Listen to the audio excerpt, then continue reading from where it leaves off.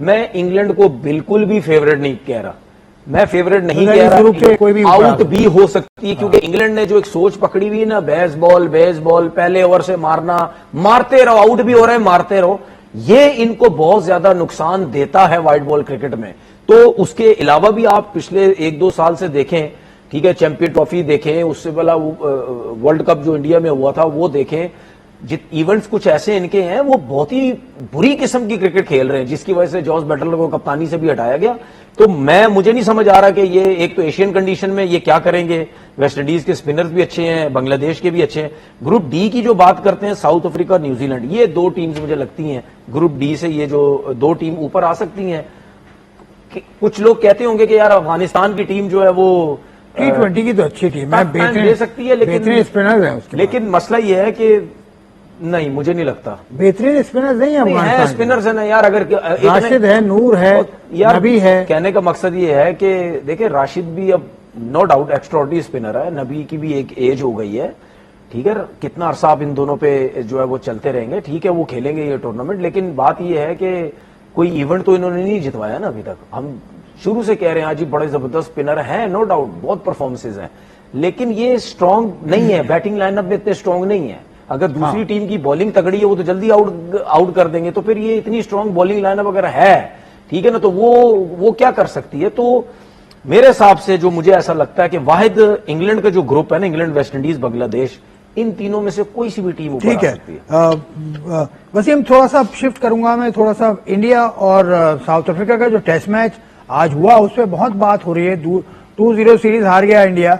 इससे पहले न्यूजीलैंड ने इंडिया को हराया था। ये गौतम गंभीर के नाक के नीचे, यानी वो हेड कोच होते हुए उनको ये दूसरी, उनको बल्कि 5 में से 3 गालिबन या 5 में से 4 सीरीज वो हार गए हैं, वो मैं बताता हूं अभी।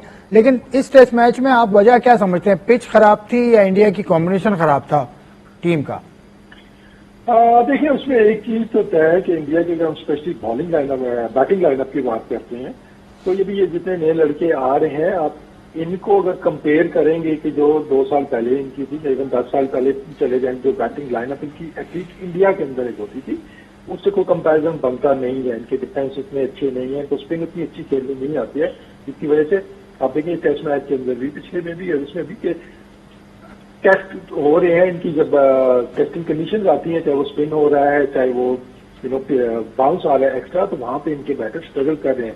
ये टेक्निकली इतने साउंड नहीं है कि जितना विराट कोहली का, या बहुत पीछे चले जाए तो लक्ष्मण द्रविड़ अगर उस दौर में जाते हैं, तो मुझे तो इतना अच्छा फीचर इंडिया बैटिंग लाइनअप का नजर नहीं आ रहा है कि इस बैटिंग लाइनअप के साथ ये होम सीरीज में भी अगर इस तरह की पिचेज पे खेलेंगे, हो सकता है बहुत ही पटाखा टाइप पिच बना दे तो वहां पे ये रन कर जाए, लेकिन जहां पे इनकी टेक्निक चेक होगी, टेम्परामेंट चेक होगा, ये स्ट्रगल करेंगे। लेकिन क्रेडिट आपको देना होगा साउथ अफ्रीका को कि जिस प्लानिंग के साथ, जिस माइंडसेट के साथ वो खेले हैं, तो वो एक चीज आप नहीं कह सकते वो बैटिंग से जीत गए हैं या स्पिनर से जीत गए हैं या वो पेसर से जीते हैं। हर डिपार्टमेंट ने कंट्रीब्यूट किया है। फास्ट बॉलर को देख लें, उन्होंने विकेट लेके दी है, नीचे स्पिनर्स आए हैं, उन्होंने विकेट ली है, और बैटिंग में भी एक आध प्लेयर के ऊपर पूरा इन्हेसार उन्होंने नहीं किया, उन्होंने कंट्रीब्यूशन दी है। तो ये एक अच्छी एक चीज नजर आ रही है कि बाहर की टीमें जब आ रही हैं एशियन कंडीशंस के अंदर, दे आर परफॉर्मिंग बेटर। पहले ये चीज हमें ऑस्ट्रेलिया के अंदर नजर आती थी कि वो जब भी आते थे तो वो बाकियों से बेहतर यहाँ पे खेल के जाते थे, चाहे ऑस्ट्रेलिया हो, चाहे पाकिस्तान हो, चाहे वो इंडिया हो, बांग्लादेश हो। लेकिन अब साउथ अफ्रीका में भी वो चीज नजर आ रही है, तो वो अडॉप्ट कर रहे हैं बेहतर तरीके से चीजों को। तो आई थिंक जो इंडिया की बैटिंग लाइनअप है, मुझे उतना कोई ब्राइट फ्यूचर इस बैटिंग लाइनअप को नजर नहीं आ रहा। ठीक है, बस टीम की आवाज खत्म हो गई, किसी वजह से टेक्निकल कोई इशू है। आपसे ये देखें, गौतम गंभीर का जो रिकॉर्ड है 90, वो आए थे 2 साल पहले, 2024 में वो आए थे, सितंबर में उन्होंने पहला टेस्ट खेला था। 19 टेस्ट मैचेस उनके अंडर खेल चुकी है और 10 उनको शिकस्त हुई है, 10 शिकस्त। 19 में से 7 टेस्ट मैच जीते हैं, 10 में शिकस्त हुई है। और अच्छा हेड कोच है फिर नहीं, हेड कोच की वजह से जीतता है, टीम हेड कोच की वजह से जीतती है। ये तो आपने बड़ी अच्छी बात बोली ना। तो मैं तो सारी जिंदगी यही कहता हूं कि भाई सिर्फ कप्तान के ऊपर ब्लेम नहीं देना चाहिए, आपका हेड कोच भी इन्वॉल्व होता है, आपके प्लेयर्स भी होते हैं। ऐसा नहीं है कि आपकी टीम हारती है तो सिर्फ कप्तान, और अगर क्रेडिट भी टीम जीतती है तो सिर्फ कप्तान को नहीं देना चाहिए, क्योंकि कप्तान की इस वजह से वैल्यू बन जाती है, वो फ्रंट पे होता है। टीम हारती है कप्तान को पकड़ो, टीम जीतती है कप्तान को पकड़ो, कोच तो पीछे रह जाता है, बाकी जो 10 प्लेयर्स होते हैं वो तो पीछे रह जाते हैं, सिर्फ कप्तान हो रहा होता है। देखिए आपको शायद याद होगा जब गौतम गंभीर हेड कोच बने थे, मैंने बोला था इनकी टीम की वो परफॉर्मेंसेज शायद ना रहे। व्हाइट बॉल क्रिकेट में ठीक है अच्छी रह रही अच्छी है, performance। लेकिन टेस्ट क्रिकेट में नहीं रही। और एक चीज और शायद मैंने ये बोली थी कि रोहित शर्मा और विराट कोहली जब टेस्ट टीम से या इंडियन टीम से रिटायर होंगे, उसके बाद इनको प्रॉब्लम हो विराट सकती के है। अंडर ही हारी है नहीं न्यूजीलैंड, हारी है, लेकिन देखिए 0 हारी न्यूजीलैंड से। विराट मैंने ये बोली थी कि रोहित शर्मा कप्तान थे। हाँ रोहित शर्मा कप्तान थे, विराट कोहली थे जो न्यूजीलैंड से ये मैचेस आ रहे हैं, ठीक है वो होता है कभी कभार, लेकिन बात ये है 26 कि साल के बाद हुआ था। देखिए कभी कभार एक चीज हो जाती है, बार बार नहीं होती है। इंडियन टीम जो है वो स्पेशली अपनी कंडीशंस में, यही टीम अभी इंग्लैंड में खेली थी, कितना अच्छा खेली बहुत थी, अच्छा खेली थी। ठीक है, यहाँ पे जो है इनको प्रॉब्लम। कोच कौन था इंग्लैंड में? नहीं वो तो गौतम गंभीर था, तो लेकिन उसको credit जाता है फिर? क्रेडिट पूरी टीम को जाता है, मैं सिर्फ गौतम गंभीर को नहीं दूंगा। तो यहाँ अगर भी आप टीम को पूरी दे रहे हैं, ठीक है, अगर जो उनकी सीरीज जिस हिसाब से बता रहे हैं, इतने मैचेस आ रहे हैं, तो फिर गौतम गंभीर पे जाना चाहिए ना, भाई आप कोच है क्यों टीम हार रही है। खैर बात यह है कि जिस तरीके से मैं हमेशा बोलता हूं, मैं पाकिस्तान को भी मैसेज दिया है मैंने, और इंडिया के लिए भी मैंने बात की थी, अगर आप ये सोच के क्रिकेट खेलेंगे कि स्पिन ट्रैक्स बना लेंगे, दूसरी टीमों को हम क्या कहते हैं उसको वर्ड यूज करते हैं, सीना कंट्रीज, साउथ अफ्रीका, सीना इंग्लैंड, कंट्रीज को न्यूजीलैंड अगर और आप ये पकड़ सकते हैं कि जी स्पिन ट्रैक्स के ऊपर आ जाए, इनको पकड़ लेंगे, ये कर लेंगे, नहीं भाई अब छोड़ दें। वो दुनिया बहुत ऊपर चली गई है, क्रिकेट बहुत ऊपर चली गई है, अब एडवांस हो गई, सब वर्किंग करके आते हैं क्या करना है क्या नहीं करना है। उसके बाद ये याद रखें कि वो पाकिस्तान में सीरीज खेल के गया साउथ अफ्रीका, पाकिस्तान की जो पिचेस थी स्पिनर के हिसाब से बहुत डिफिकल्ट थी इंडिया के आगे। इंडिया में फिर भी आपके बल्ले पे बॉल आ रहा था, मोहतसामी ने 100 कर दिया, जिसका फर्स्ट क्लास का रिकॉर्ड कितना जबरदस्त। उसके बाद सेकंड इनिंग में आर्मर को देख ले, उसने आई थिंक 6 आउट किए। अब साउथ अफ्रीका को यह पता चल गया होगा कि यार हमने अपने क्रिकेट के कैरियर में या उनके सिलेक्टर्स को साउथ अफ्रीका के ये समझ आई होगी कि हमने आर्मर जैसे ऑफ स्पिनर को ना खिला के साउथ अफ्रीका को कितना डैमेज किया हमने। 10 साल बैठा रहा है वो। साउथ अफ्रीका की विनिंग परसेंटेज को हमने कितना डैमेज किया है। विनिंग परसेंटेज 2015 में वो आखिरी टेस्ट मैच खेला है, उसके बाद 2022 में वो आया है, और आप 2015 तक जो भी देखें उसमें भी उसके 20, 21, 22 आउट है। महाराज नहीं खेल रहा था पाकिस्तान में तब आया था। ठीक है, और एक और चीज देखें, अभी वो 36 साल का है, इनको ये समझ आ जानी चाहिए साउथ अफ्रीका जीत क्यों रहा है, सिर्फ आर्मर की वजह से। क्यों? क्योंकि वो ऑफ स्पिनर है, 1000 आउट होने वाले उसके फर्स्ट क्लास क्रिकेट में ही हो गए। एक ऑफ स्पिनर जिसको इतना आइडिया, उसके फिंगर्स में शोल्डर में इतनी जान है, वो इतना जबरदस्त वेरी करता है बॉल को। यार वही बात है ना यार, ठीक है, 1000 जिसके आउट होने हो उसको क्या देखेंगे कि कौन सी विकेट पे खिलाएं, कौन सी विकेट पे नहीं। उसके बाद इंडिया को नुकसान ये भी हुआ कि उनके जो लेफ्ट हैंडेड प्लेयर थे, जिसमें जडेजा की बात करूं 100 करता है नीचे से, सुंदर की बात करूं वाशिंगटन सुंदर वो भी रन करता है, ऋषभ पंत वो मार मार के बुरा हाल कर देता है, फंसा के रखा हुआ आर्मर ने आउट किया इन सबों को, जो नीचे से आगे सारे रन करते थे। साउथ अफ्रीका की विनिंग उसमें दोनों टेस्ट मैचेस में इसने जो आउट आउट करके देंगे तो उसका भी टेम्परामेंट अभी वो 5-6 आउट करने वाला नहीं है, वो 2-3 आउट करके आपको वो दे देता है।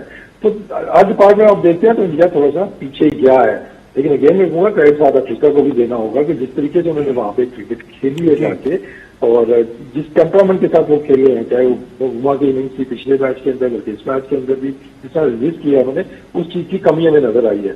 बाकी ऑफ स्पिनर देखें, वो अब कंडीशंस भी सूट कर रही थी, साथ में ऑब्वियसली वो वर्किंग करके आए हुए थे कि पाकिस्तान में भी लेफ्ट हैंडेड थे, लेकिन इंडिया की टीम के अंदर तो बहुत ज्यादा लेफ्ट हैंडेड थे, जिसकी वजह से वो आर्मर को लेके आया और उस तरीके से उसने आउट किया। सिर्फ उसने लेफ्ट हैंडर्स को आउट किया, लेकिन राइट हैंडर्स को भी जिस तरह टर्न करके उसने आउट किया, तो साउथ अफ्रीका के तो अच्छे साइन है कि इन कंडीशंस के अंदर जिनके बैटर्स भी रन कर रहे हैं ऑल द वे नीचे तक, और उसके बाद बैटिंग भी इनको आउट करके दे रही है।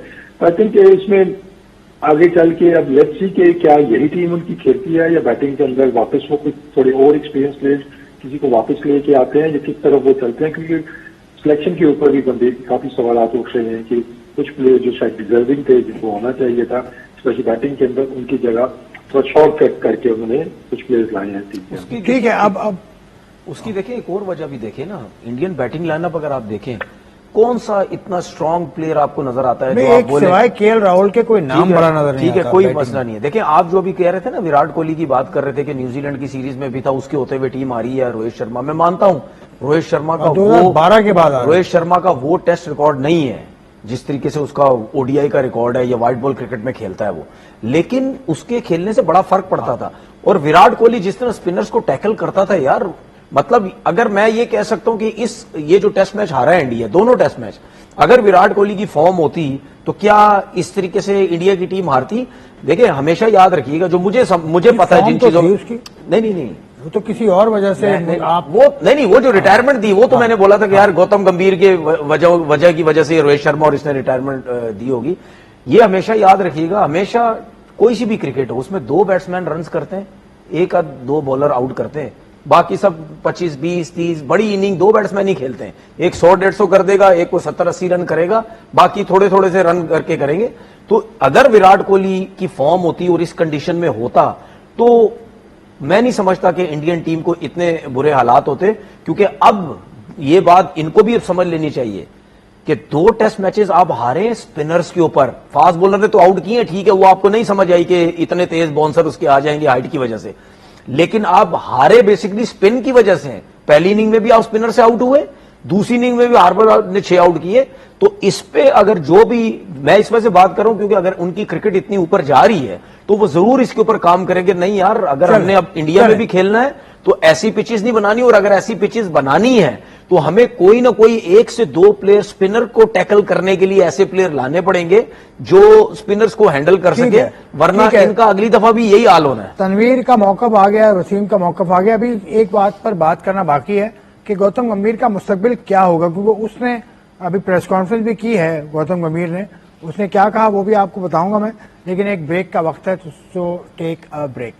इंडिया और साउथ अफ्रीका की टेस्ट मैच से बात ही कर रहे हैं और जरा थोड़ी हमने डिटेल में बात की, क्योंकि 2 बड़ी टीम्स हैं वर्ल्ड क्रिकेट की, इसलिए बात करें। और मैं थोड़ा सा बस वसीम आपसे आखिरी सवाल से बात कर रहा हूं मैं कि गौतम गंभीर जिनके ऊपर बहुत ज्यादा तनकीद हो रही है इंडिया से भी और इंडिया के बाहर से भी, उन्होंने प्रेस कॉन्फ्रेंस की और उन्होंने कहा कि मैं चैंपियंस ट्रॉफी में जीते हैं मेरे अंडर, उसके अलावा एशिया कप भी जीते उनके अंडर, वो 2 साल के अरसे में उनकी वाइट बॉल परफॉर्मेंस बहुत अच्छी है, नए जो रेड बॉल परफॉर्मेंस है उसमें कॉम्बिनेशन नए आजमा रहे हैं, या कुछ इतने एक्सपीरियंस लड़के नहीं हैं। इस बात से आप कितना मुत्तफिक हैं? देखिए नो डाउट अचीवमेंट्स तो है व्हाइट बॉल में, स्पेशली अगर आप देखते हैं उसमें तो जीते हुए हैं वो, उनके अच्छे परफॉर्मेंस है। जहां तक रेड बॉल की है, इसमें देखिए ठीक है वो नई चीजें ट्राई कर रहे हैं, ट्रांजेक्शन उनका वो फेज चल रहा है कि प्लेस हो रहे हैं उनके, लेकिन अगेन होम सीरीज के अंदर इस तरह से हारना तो इतनी वो जस्टिफिकेशन वो बनती नहीं है। आप एक्सपेक्ट यही करते हो कि हमें अपनी टीम चली, हमकी जब हमारी टीम खेल रही है, चाहे उसमें नए लड़के आ रहे हैं, पुरानों ने रिटायरमेंट ली है, तो ये तो नहीं कि एकदम से ग्रेजुएट ला के किसी को खिला दिया, वो सिस्टम से ही लड़के आते हैं। तो आप एक्सपेक्ट करते हैं कि एटलीस्ट अपने घर के अंदर आप अच्छी क्रिकेट खेलेंगे। तो आई थिंक वो चीज एक मिसिंग नजर आ रही है कि अपने घर के अंदर अपनी पिचेस के ऊपर आपको वो जो मसले आ रहे हैं, तो इसलिए क्रिटिसिज्म उन पर बहुत ज्यादा हो रहा है। कुछ हद तक वो जायज भी है कि आई थिंक इससे बेहतर परफॉर्मेंस उनको देनी चाहिए थी। फिर टैक्टिक्स के ऊपर भी जो क्वेश्चन मार्क्स आ रहे हैं कि पिछले मैच में, इस मैच के अंदर आप कप्तानी भी देखते हैं तो उसके अंदर भी कि आपको नीचे वाले बैटर्स भी आपसे आउट नहीं हो रहे, कि प्लान उसका का नजर नहीं आ रहा था, बॉलर्स का भी, कैप्टन का, बस वेट कर रहे थे कि किसी तरीके से खुद ही आउट हो जाए, और इसका भरपूर उन्होंने फायदा भी उठाया। तो ये खामियां तो हमें नजर आई हैं। लेकिन अगर हम उनकी अप्रोच देखते हैं क्रिकेट बोर्ड की, या जिस तरीके से वो पास में चीजों को चलाते आ रहे हैं, कि वो उनमें एक कंसिस्टेंसी है कि अगर उन्होंने जॉब किसी कोच को दी है तो उसका वो जो टेनओवर है उसको वो पूरा मौका उसके अंदर देते हैं। 1 सीरीज या 2 सीरीज हारने से फिर वो एकदम से वो चीजों को चेंज नहीं कर देते हैं। I think that is the right way also, कि ये थोड़ा सा हम जज्बाती, हमारी कौमी ऐसी जज्बाती है कि हम 1 सीरीज के बाद ही कहते हैं इसको भी हटा दें, इसको भी हटा दें, और ये चीजों को चेंज कर दें। लेकिन पास में भी हमने देखा है कि काफी चीजों पर क्रिटिसिज्म, राहुल द्रविड़ भी जब नए नए आए थे उन पर भी काफी ज्यादा क्रिटिसिज्म हुआ था, लेकिन इवेंचुअली उन्होंने टीम एक बना के दी थी, उसके बाद रिजल्ट भी आए थे। तो मुझे कोई आज तक चेंज नजर तो नहीं आ रही है, लेकिन फिर मैं कहूंगा कि जस्टिफिकेशन उस तरह की बनती नहीं है। They should have perform better than this. ठीक है, आपके ख्याल में, आप तो खैर गौतम गंभीर जब आए थे कोच उस वक्त से आप उनके बारे में बात करें कि वो मौजूद तरीन नहीं है, लेकिन कुछ तो है उसके पीछे। देखिए मैं तो उस वक्त, लेकिन व्हाइट बॉल की परफॉर्मेंस तो अच्छी है। देखिए व्हाइट बॉल की अच्छी है, लेकिन मैं तो उस वजह से कहता था कि यार ये पॉलिटिक्स की वजह से आए, ठीक है ना। जो इस टाइम इनकी गवर्नमेंट है उनसे वो उनके साथ ही थे, इलेक्शन उनकी तरफ से लड़ा, जीते भी, उन्हीं की तरफ से आए यहाँ पे, ठीक है। वरना मैं तो कहता था वीवीएस लक्ष्मण को आना चाहिए, क्योंकि वो अंडर 19 के साथ भी अकेडमी वो काम कर रहे थे। ड्रेविड के बाद सेकंड ऑप्शन वो था, लेकिन इनको कलकत्ता से उठा के पता नहीं क्या एक दफा नाइट राइडर को जितवा दिया, उस वहां से घुमा के गेम बना के उसको हेड कोच बना दिया। मैंने इस वजह से बोला था। दूसरी बात ये, कोई जायसवाल नया तो नहीं है, 28-30 टेस्ट मैच उसके हो गए हैं, ठीक है। केएल तकरीबन 70 टेस्ट मैच होने वाले हैं, ऋषभ पंत के 50 टेस्ट मैच होने वाले हैं, जडेजा जमाना हो गया खेलते हुए, ठीक है। मतलब उनके पास प्लेयर्स हैं, रेडी है, वॉशिंगटन सुंदर है, तो टेस्ट में इतने अच्छे नहीं है ना। नहीं देखिए, अगर सुन लें, देखें, अगर आप ये कहते हैं ना कि नीतीश रेड्डी नया है, तो वो तो भाई ऑस्ट्रेलिया में भी खेला है, उसने वहां ऑस्ट्रेलिया के एक्स्ट्राऑर्डिनरी परफॉर्मेंस दी है। अभी इंग्लैंड की सीरीज में भी था, टेस्ट टीम में वो रेगुलर बेसिस पे है। वॉशिंगटन सुंदर की बात करते हैं, ये भी रेगुलर बेसिस पे, ऐसा नहीं है कि इस सीरीज में उठा के बिल्कुल एक फ्रेश लेग उठा के ले हैं। सिराज भी है, ठीक है, सिराज भी है, ठीक है, चले। वो फास्ट बॉलर्स की इतनी ज्यादा सपोर्ट वहां नहीं होती है, लेकिन लड़के तो कोई ऐसे नहीं। हाँ, ये जरूर मैं कह सकता हूँ, शुभमन गिल जो बहुत ही आला किस्म की फॉर्म में रेड बॉल क्रिकेट में, वो नहीं है, उनसे बड़ा जो है वो फर्क पड़ सकता है, कप्तानी से बड़ा फर्क पड़ सकता है, क्योंकि ऋषभ पंत जिस तरह की उनकी सोच है, जितना वो एग्रेसिव खेलते हैं और जिस तरह वो विकेट कीपिंग करते हुए, बातें करते हुए हमें सुनाई देते हैं, उससे क्लियर नजर आता है वो बहुत ज्यादा एग्रेसिव है, ठीक है ना। अपने बॉलर्स को जिस तरह समझा रहे होते हैं और बातें कर रहे होते हैं, उसमें एग्रेशन नजर आता है। तो अगर आप उस तरीके से इनको कप्तान बना के और आप ये कहते हैं, और कितना बैड शॉट मारा है इन्होंने फर्स्ट इनिंग के अंदर, आपकी टीम क्या बुरे आलू हुए हैं और आप अपने उसी स्टाइल से खेल रहे हैं, तो इस किस्म का जो कप्तान है, अगर आप उनको लेके चलेंगे तो फिर आपकी टीम इस तरीके से अपनी होम कंडीशन में भी हारेंगे, तो वो अच्छी बात नहीं। वर्ल्ड टेस्ट चैंपियनशिप का भी टेबल अपडेट हो गया, अभी तो खैर आगाज ही है। 2 साल में पाकिस्तान ने भी मैचेस खेलने, सारी दुनिया की टीम मैचेस खेलेंगी। अभी तो 2-2, 3-3 मैचेस हुए हैं दोनों टीम्स के। ये स्टेट है, इस वक्त इंडिया की टीम आ चुकी है 5वें नंबर पे और पाकिस्तान है 4थे नंबर पे। पाकिस्तान ने 2 मैच खेले, इंडिया ने 9 मैच खेले। इसमें विनिंग परसेंटेज के हिसाब से टीम्स की लाइनअप होती है। South Africa is of course with a winning percentage of 75 at the second pedestal. Australia पहले नंबर पर है, श्रीलंका तीसरे नंबर पर है, पाकिस्तान चौथे, इंडिया 5वें और इंग्लैंड देखिए 6ठे नंबर पर है। बांग्लादेश, वेस्ट इंडीज और न्यूजीलैंड जैसी टीम जो पिछला ये वर्ल्ड टेस्ट चैंपियनशिप जीत भी चुकी है। न्यूजीलैंड की टीम तो एक मरतबा इंडिया से फाइनल खेला था। तो इस टेबल के हिसाब से अभी तो खैर इब्तदाई है, इसके ऊपर यह है कि चले इंडिया पाकिस्तान से भी नीचे आ गया। देखिए, इसका मतलब ये है कि क्रिकेट नीचे जा रही है। आपको याद होगा कि जब हम पाकिस्तान दुनिया की नहीं, हमेशा मैं एशिया हो या कोई सी भी टीम हो, मैं हमेशा कहता हूं, ये मेरी अपनी सोच, मैं आप कितने शो में एक दफा बोल भी चुका हूं, जब आप ये समझे ना कि आपकी टेस्ट टीम जीतने लग गई है या जीत रही है या क्वालिटी बॉलर्स आ गए या क्वालिटी बैट्समैन आ गए हैं, उससे आप एक क्लियर अंदाजा लगा सकते हैं कि आपकी जो क्रिकेट है वो उसमें टैलेंट भी अच्छा आ रहा है और आपकी क्रिकेट ऊपर भी जाएगी। अगर जो भी टीम, मैं अभी ये नहीं कह रहा कि इंडिया की टीम नीचे चली गई है, क्योंकि अभी तो हारे, ठीक है, जिस टीम की टेस्ट क्रिकेट नीचे जाने लग जाए और आप हारने लग जाए मुस्तकिल बेसिस पे, कम जीते, तो इसका मतलब यह है कि आपकी क्रिकेट में, आपकी डोमेस्टिक या सिस्टम के अंदर टैलेंट उस लेवल का नहीं आ रहा। तो उस तरह उस तरफ आप सोचेंगे तो आपके जो व्हाइट बॉल क्रिकेट में भी प्लेयर्स बहुत अच्छे आएंगे। तो अभी जो फिलहाल जो पाकिस्तान की पोजीशन है, उसमें 2 टेस्ट मैच तो खेले हैं पाकिस्तान ने, इसमें वही आगे चल के होगा। जब वर्ल्ड टेस्ट चैंपियनशिप खत्म होगी, इंग्लैंड ने कोई 22 टेस्ट मैच खेले हुए होंगे, साउथ अफ्रीका ने कोई 14 टेस्ट मैच खेले होंगे, पाकिस्तान ने कोई 12 खेले हुए होंगे, इंडिया ने कोई 19 खेले हुए होंगे। तो वर्ल्ड टेस्ट चैंपियनशिप की भाई अपने को तो समझ नहीं आती कि ये किस किस्म का है। वो देखें, हमने लास्ट टाइम भी बात की थी जब साउथ अफ्रीका फाइनल जीता था, 14 मैचेस खेले थे, उनके 14 मैचेस में विनिंग रेशो इतना ज्यादा था जिसकी वजह से उन्होंने ऑस्ट्रेलिया को पीछे छोड़ दिया, उसको इंग्लैंड को जो है उन्होंने पीछे छोड़ दिया। उनके कितने मैचेस थे, इंडिया को उन्होंने जो है इंडिया से तो मैच खेले नहीं थे, वो नहीं खेले, ठीक है। तो बात यह है कि मुझे तो नहीं समझ आती भाई, वर्ल्ड टेस्ट चैंपियनशिप का मतलब होता है एक इवेंट है ये, इस इवेंट में हर टीम से मैच, पाकिस्तान इंडिया का मैच ही नहीं होता, ठीक है। अब इससे अंदाजा लगाएं, जो कंडीशन इस वक्त पाकिस्तान में होती है पिचेस की, क्या इंडिया की टीम आके सरवाइव कर सकती है पाकिस्तान के अंदर? जो हमारे स्पिनर्स या हमारे हम जिस तरीके से पिचेस बना रहे हैं एज अ स्पिनर, तो वो तो इंडिया के बड़े बड़े सुपरस्टार भी स्ट्रगल करेंगे। आप आईसीसी टेस्ट चैंपियनशिप के हक में हैं या इसका जो फॉर्मूला है, वसीम, या आपसे सवाल है, जो इसका तरीकाकार है उसके आप हक में हैं? हाँ देखिए, इसमें बेसिक की गुंजाइश बहुत है कि इसके अंदर ऑब्वियसली आप एक इसको इवेंट की एक शेप दे देना इसको कि नंबर ऑफ मैचेस में कोई क्वालिटी आ जाए, होम एंड अवे सीरीज मस्त होनी चाहिए आपकी।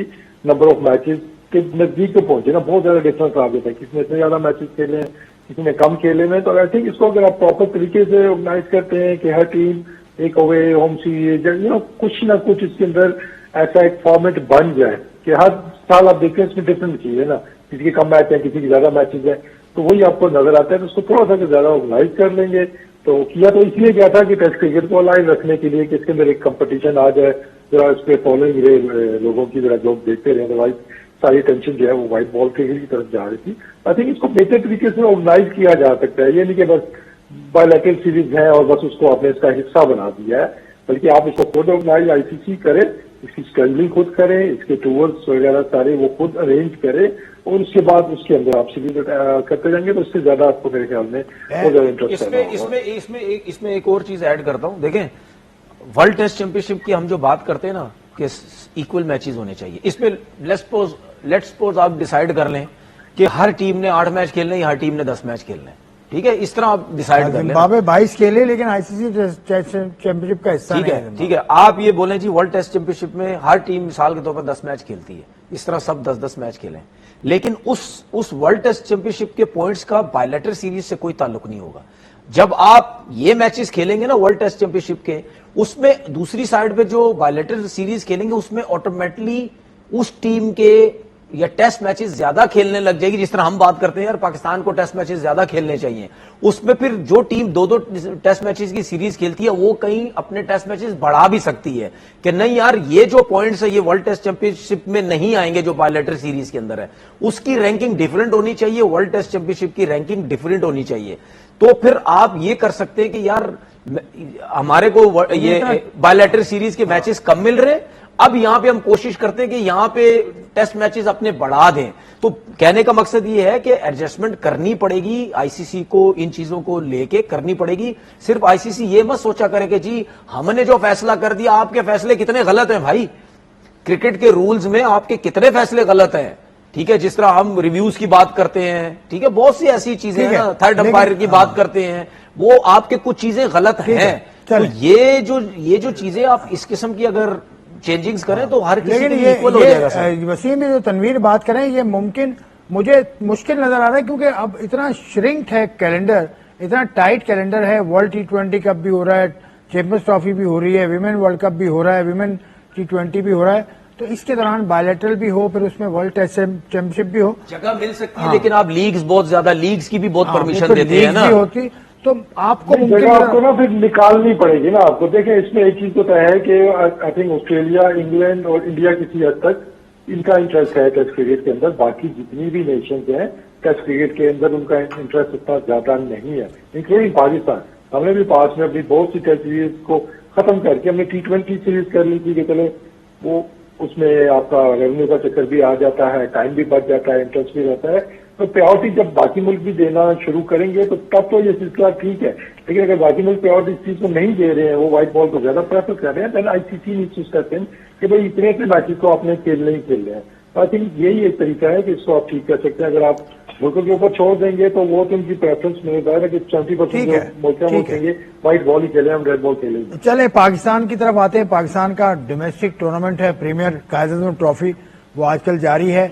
उसकी फाइनलिस्ट टीम्स का फैसला हो गया, कराची ब्लूज और सियालकोट। सियालकोट पिछला भी फाइनल के लिए और सियालकोट को शिकस्त हुई थी पेशावर से, बल्कि पेशावर को शिकस्त दी थी सियालकोट ने। मैं मौजूद था, ये यूबीएल स्पोर्ट्स कॉम्प्लेक्स पे हुआ था और अली रजा सियालकोट का बॉलर था। और यहाँ से आप देखें पेशावर में तो बहुत सारे प्लेयर्स थे जिसमें कप्तान साजिद थे वगैरह। तो अब कराची ब्लूज बड़ी अच्छी टीम है। कराची ब्लूज की रमीज अजीज है, उसमें साद बेग है, उसमें शान मसूद है, उसमें उमर खान है फास्ट बॉलर, अजीज भी है एक फास्ट बॉलर बड़ा अच्छा। जिस तरीके से वो आए वो भी एक्सप्लेन कर दें। किसको? कराची की टीम को। तो ओरिजिनली तो ऐसा नहीं थे ना इस टूर्नामेंट का। हाँ चले उससे बात करूंगा ना, वो तो मामला रखा हुआ है, उससे बात करूंगा। जरा पहले कराची की परफॉर्मेंस, क्योंकि कराची वाला कौन सा वर्ड, जो टीम क्वालिफाई नहीं की थी? हाँ टीम क्वालिफाई नहीं, इसमें तो कोई गलत बात तो नहीं है ना।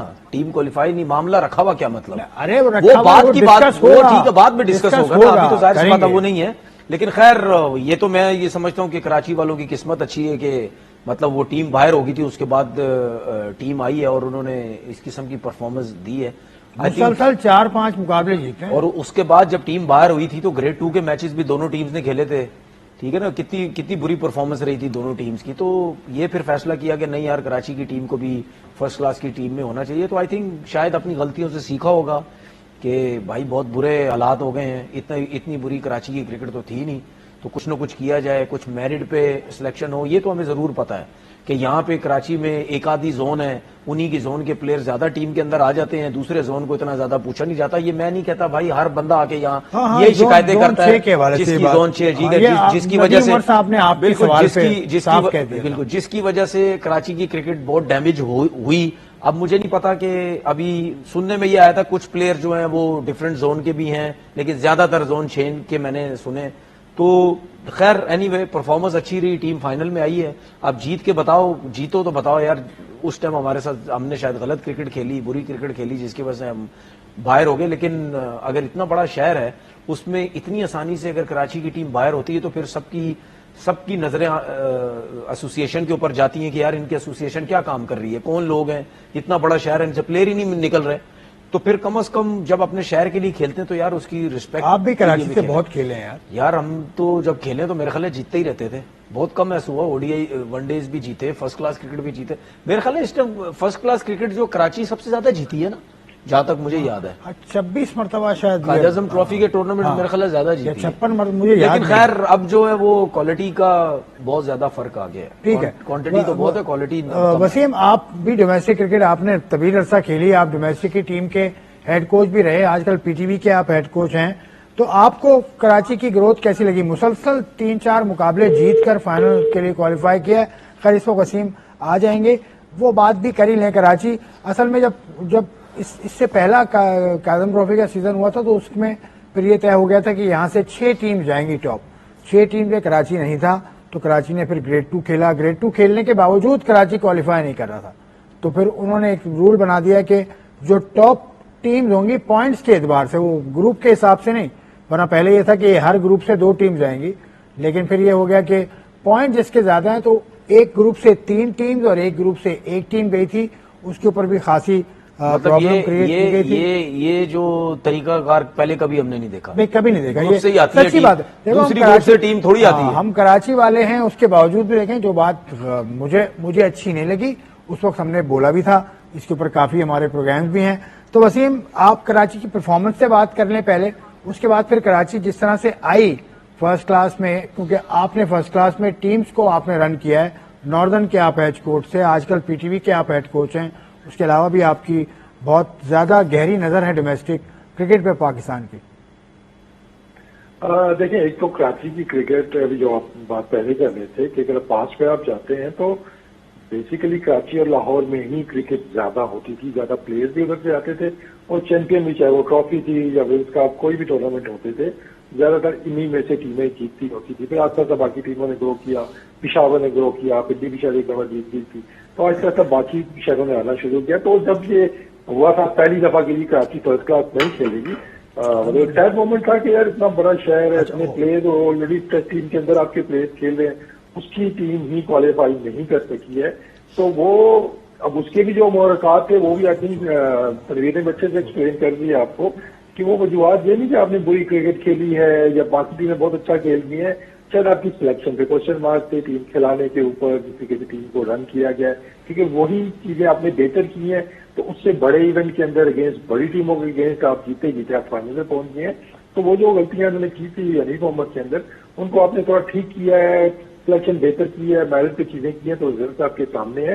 तो आई थिंक क्रेडिट देना होगा कराची के लिए, बहुत ज्यादा प्रेशर कराची के ऊपर आए हैं, तो उन्होंने आप आके यहाँ पे परफॉर्म भी बस सही है और जिस कंसिस्टेंसी से वो खेले हैं, क्रेडिट देना होगा कराची के लड़कों। ठीक है, क्रेडिट गोज टू। सबक है कराची की क्रिकेट चलाने वालों भी, ये बड़ा सबक है कि क्रिकेट के आपके गलत फैसलों से आप कहीं से कहीं पे भी जा सकते हैं। हर दफा आपको इस तरह का एक वे आउट नहीं मिलेगा, आपको चीजें कंसिस्टेंटली बेहतर करनी होंगी और मेहनत से काम करना होगा। ठीक है, चले चलते चलते मोहसिन नकवी साहब सऊदी अरब गए और वहां पर स्पोर्ट्स मिनिस्टर सऊदीया के, उसके अलावा सऊदी क्रिकेट फेडरेशन जो है उसके ओहदेदारों से मिले और कुछ बातें हुई हैं क्रिकेट डेवलपमेंट के हवाले से।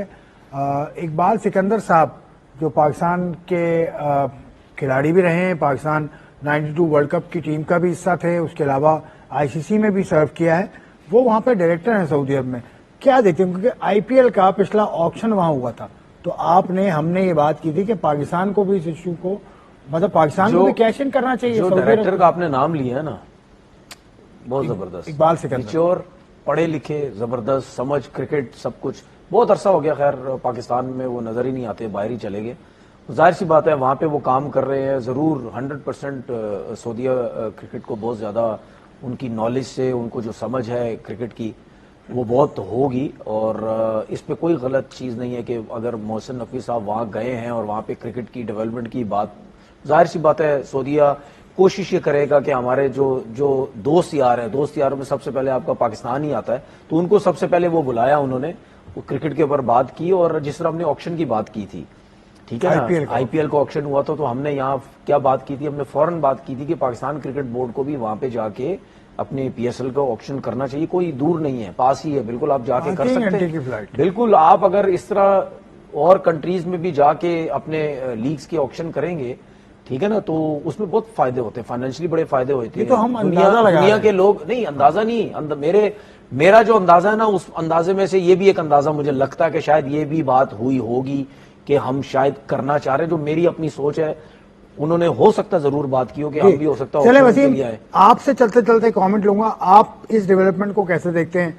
मोहसिन नकवी देखिए बड़ा अच्छा इकदाम है। देखें अगर आपने अपने जो होता है ना कदम आपने वो और मजबूत करने हैं आईसीसी के अंदर, वर्ल्ड क्रिकेट के अंदर, तो आपको रिलेशन चाहते बना के रखने होंगे, चाहे वो एसोसिएट मेंबर हैं। स्पेशली मैं कहूंगा कि जो ममालिक, स्पेशली मुस्लिम ममालिक हैं, उनके अंदर अभी जैसे बांग्लादेश की क्रिकेट में बूम करने में पाकिस्तान का बहुत ज्यादा आता है। यूएई की क्रिकेट, बांग्लादेश का तो मुझे याद है पूरी टीम उनकी आके हमारी यूनिवर्सिटी खेलती थी, उनके प्लेयर आते थे, हमारे भी जाते होते थे वहां पे।